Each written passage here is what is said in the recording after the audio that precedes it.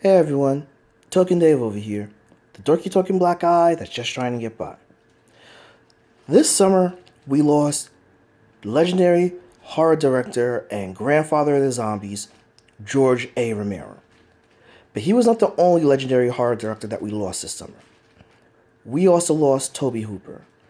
Now, most of you don't know the name, but you definitely know the horror classic Texas Chainsaw Massacre, you know?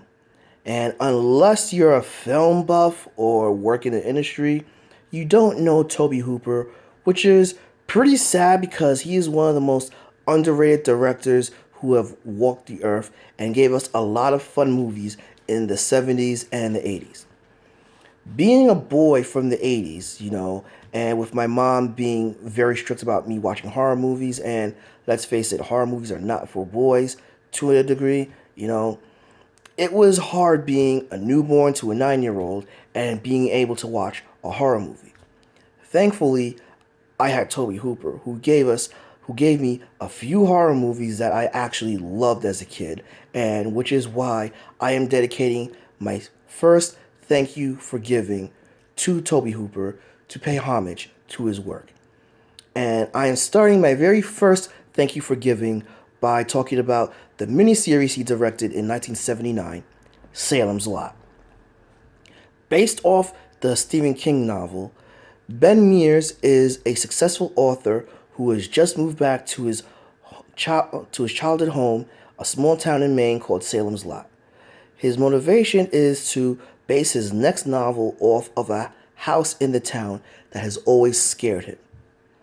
Richard Stryker is another outsider who has just moved to Salem's Lot, who intends to open an antique shop with his elusive business partner, Kurt Barlow, whom to no one has seen or met yet.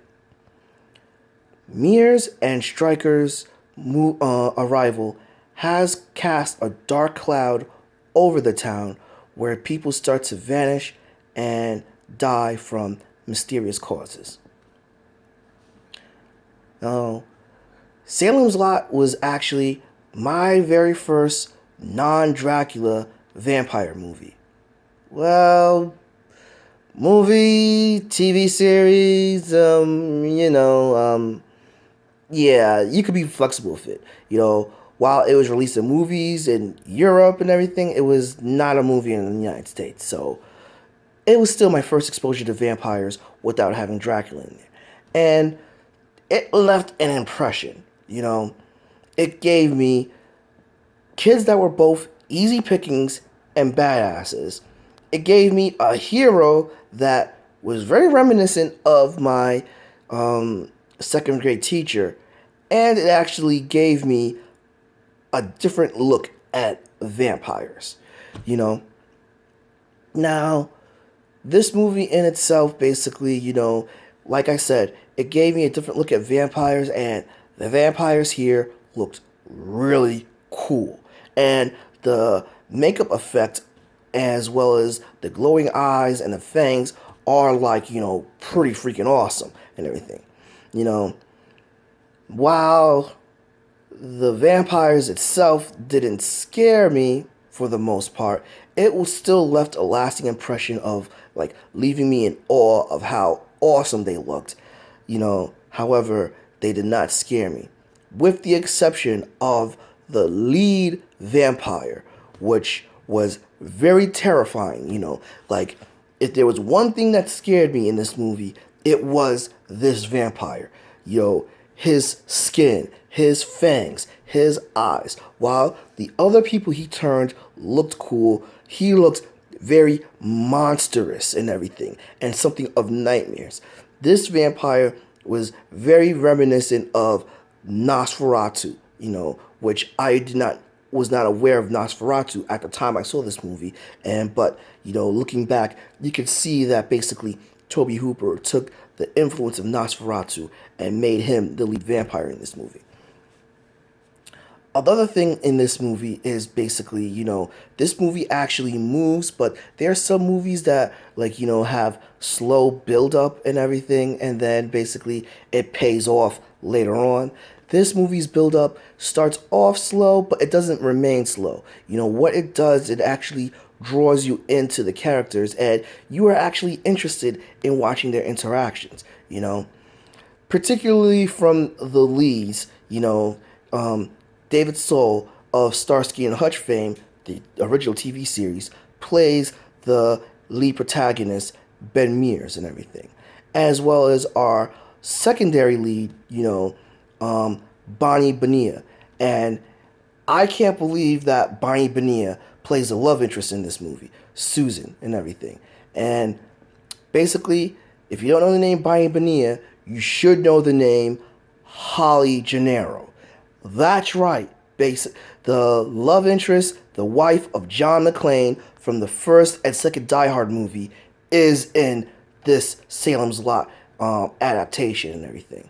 Which, to be honest, I can see why John McClane was pretty pissed that, Holly left New York and moved to California. Because if I had Bonnie Bonilla as my girl, I would not want her up and leaving me.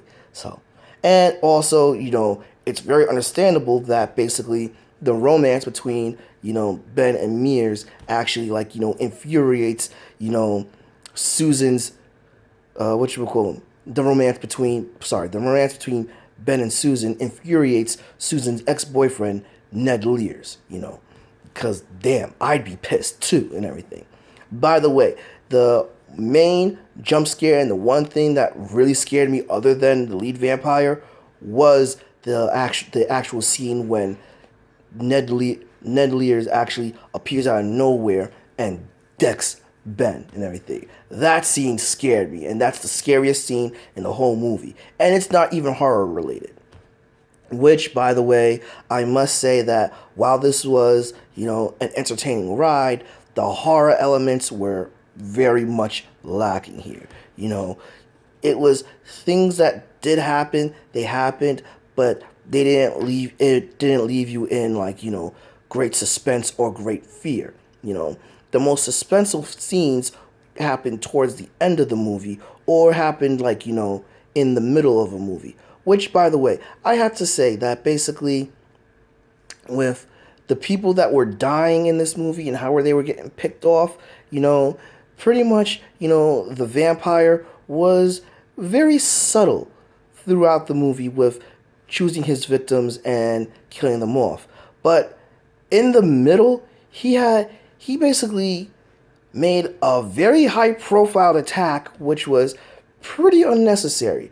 And to top it off, they set up some basic vampire rules in the movie. You had the traditional, you had to be invited in order for the vampire to attack you, if you're in close place. But this vampire, he's able to open the door to a cell without being invited, and he attacks a family in their home by bashing through a window in, not being invited. Kind of breaking the rule right there and everything. And that's another problem that this movie had. This movie's editing and kind of pacing was a little bit choppy, and basically some of the things that they established were not really followed. Consistently. But I must say that basically it was very fascinating seeing Bonnie Bonilla in the early role, as well as seeing George Zunza in the early role. And for those that don't know, George Zunza was actually one of the original cast members of Law and Order and everything. He appeared in this first season as the lead detective. So, Salem's Lot also has a little bit of an issue with the acting, because the acting ranges from very hammy to good. The lead performers, David Soul, Bonnie Bonilla, and James Mason as Stryker, were clearly the best actors in this movie. Almost everyone else was either very hammy or just did their thing. So we have a kid-friendly or a child-safe horror movie, which sounds a bit of a turnoff, and as well as all over the place acting, very low horror elements, and inconsistent pacing.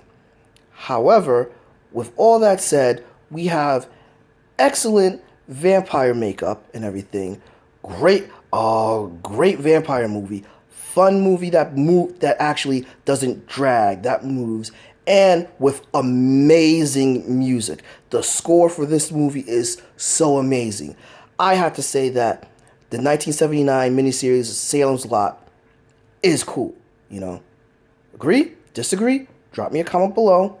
Give me a like. Follow me on Facebook and Twitter. Subscribe and ring that bell so you know when a new video loads. Thank you, Toby Hopper, for giving us the 1979 miniseries Salem's Lot.